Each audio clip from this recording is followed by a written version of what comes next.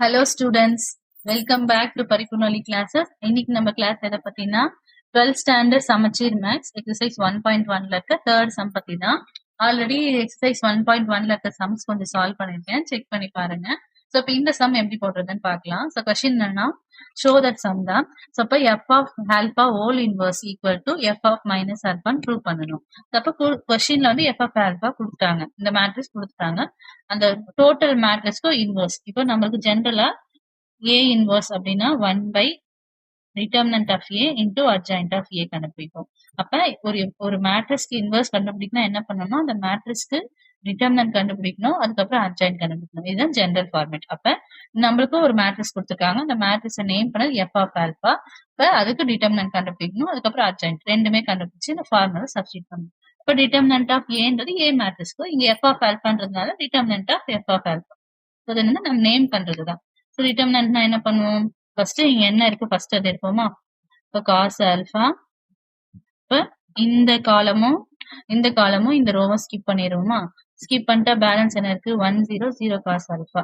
So இப்போ இதை அப்படியே கிராஸ் மல்டிப்ளை பண்ணா 1 இன்டு காஸ் ஆல்பா இல்லைன்னா எழுதிக்கலாம் 1 0 0 cos alpha. Plus minus plus எடுப்போமா. ஸோ நெக்ஸ்ட் வந்து மைனஸ் ஜீரோன்னு ஸ்டார்ட் ஆயிடுது. ஸோ 0 இன்ட்டு எனிதிங் 0 தான். இப்போ மேட்ரிக்ஸ் மட்டும் எழுதிக்கலாம் ஸ்டெப்புக்காக. இப்போ இந்த காலமையும் இந்த ரோவையும் ஸ்கிப் பண்ணிடும். ஸோ பேலன்ஸ் வந்து 0 0 minus sine alpha cos alpha, 0 0 minus sine alpha cos alpha. Next plus போடணும், plus minus plus, next sine alpha. Next அந்த காலமையும் அந்த ரோவையும் ஸ்கிப் பண்ணிட்டோம்னா பேலன்ஸ் வந்து 0 1 minus sine alpha 0, 0 1 minus sine alpha 0.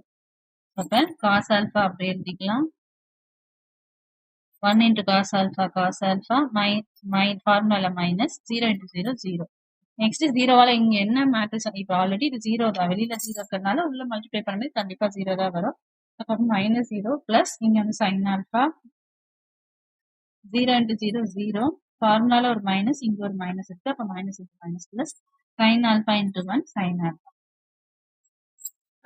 Cos alpha into cos alpha வந்து cos square alpha plus sine alpha into sine alpha வந்து sine square alpha. So ஜீரோவெல்லாம் multiply பண்ணும்போது இந்த டேர்ம்ல 0 ஆகும்.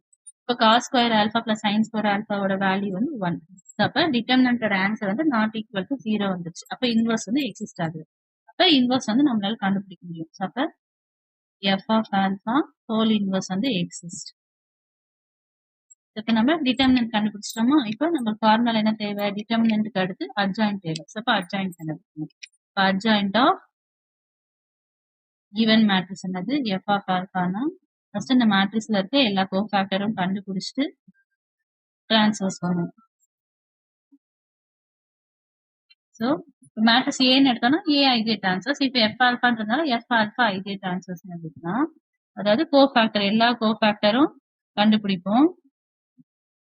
ஃபர்ஸ்ட் கோஃபேக்டர் கண்டுபிடிக்கிறதுக்கு நம்ம ஆல்ரெடி ஒரு ஷார்ட் கட் ஃபாலோ பண்ணிருப்போம். ஃபர்ஸ்ட் கிவன் மேட்ரிக்ஸ் எழுதிக்கலாம், சைட்ல புரியறதுக்காக எழுதிக்கலாம். Cos alpha 0 sine alpha 0 1 0 minus sine alpha 0 cos alpha. So எப்பயுமே சென்டர்ல மார்க் பண்ணிக்கலாம். சென்டர்ல இருக்க நம்பர் 1, நெக்ஸ்ட் அதுக்கு அடுத்து இருக்க நம்பர், நெக்ஸ்ட் இப்போ இந்த ரெண்டு நம்பர் எழுதியாச்சா, இது பேலன்ஸ் இருக்க 1, திரும்பி எங்க ஸ்டார்ட் பண்ணாமோ அங்கேயே முடிக்கணும். இப்போ இந்த ரோ முடிச்சாச்சு. நெக்ஸ்ட் இந்த சென்டர் 0, இதுக்கு அடுத்து இருக்கிறது காஸ் ஆல்பா, நெக்ஸ்ட் இந்த ரோலே பேலன்ஸ் இருக்கிறது மைனஸ் சைன் ஆல்பா, எங்க ஸ்டார்ட் பண்ணமோ அங்கேயே முடிச்சிடணும். நெக்ஸ்ட் இப்போ செகண்ட் தேர்டு முடிச்சிட்டோமோ. இப்போ ஃபர்ஸ்ட் ரோல சென்டர்ல 0, அதுக்கு அடுத்து இருக்கிறது வந்து சைன் ஆல்பா, அடுத்து காஸ் ஆல்பா, எங்க ஸ்டார்ட் பண்ணமோ இப்போ ஃபர்ஸ்ட் ரோவை அப்படியே எழுதிக்கணும். ஸோ நெக்ஸ்ட் இப்போ நம்ம வந்து அட்ஜாயிண்ட்டுக்கு என்னென்ன காஸ் எல்லா கோஃபேக்டர்ஸுமே எழுதியாச்சு. ஸோ இப்போ நெக்ஸ்ட் இப்போ ஃபர்ஸ்ட் இந்த இதுவும்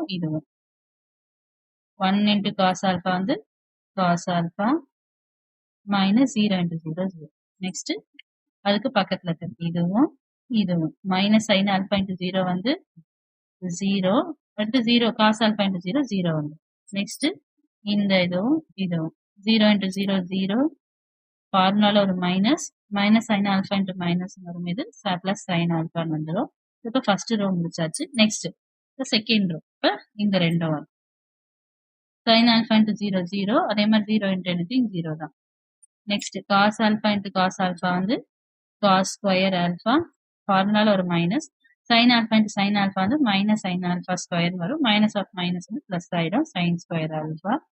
நெக்ஸ்ட் 0 into anything 0, அதே மாதிரி 0 into anything 0. ஸோ இந்த டேர்மும் 0. நெக்ஸ்ட் லாஸ்ட் 0 into 0 வந்து 0, minus 1 into sin alpha, minus sin alpha. Next 0 into anything 0, 0 into anything 0, so in the term 0. 1 into cos alpha வந்து cos alpha, 0 into anything 0 வந்துரும். whole transfers மறக்காம பண்ணணும். இப்போ next பின்னாடி எழுதிக்கணும். cos alpha minus 0 வந்து cos alpha,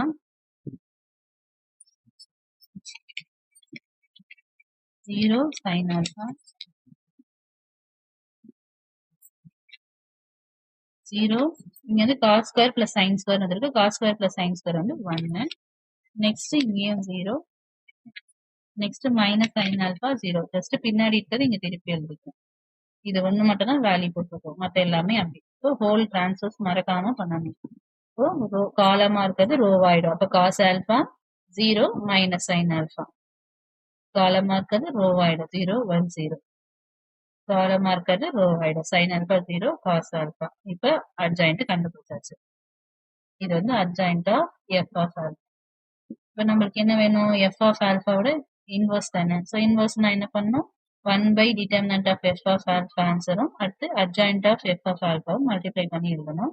இப்போ நம்மளுக்கு டிட்டர்மினன்ட் ஆன்சர் வந்து நம்மளுக்கு வந்து 1 வந்துச்சு. இப்போ 1 by 1 அப்படின்னு ஆன்சர், 1 by 1 சேம் ஆன்சர் தான் வரும். பட் ஸ்டெப்புக்காக நம்ம அதை ஃபாலோ பண்ணிக்கணும். எழுதியாச்சு. இப்போ நம்ம இப்போ வந்து f of alpha whole inverse கண்டுபிடிச்சாச்சு. இது கொஸ்டின்ல இப்போ நம்ம ரைட் ஹேண்ட் சைடு வந்து கண்டுபிடிச்சாச்சு. லெஃப்ட் ஹேண்ட் சைடு வந்து f of minus alpha. So minus ஆல்பானா கொஸ்டின்ல கொடுத்துருக்க f of alpha எங்கெங்கெல்லாம் ஆல்பா இருக்கோ அங்கெல்லாம் மைனஸ் ஆல்பா. ஃபர்ஸ்ட் நம்ம f of alphaவை எழுதிக்கலாம். f of alpha வந்து cos alpha 0 sin alpha. Just question f of alphaன்றது கொஸ்டின்.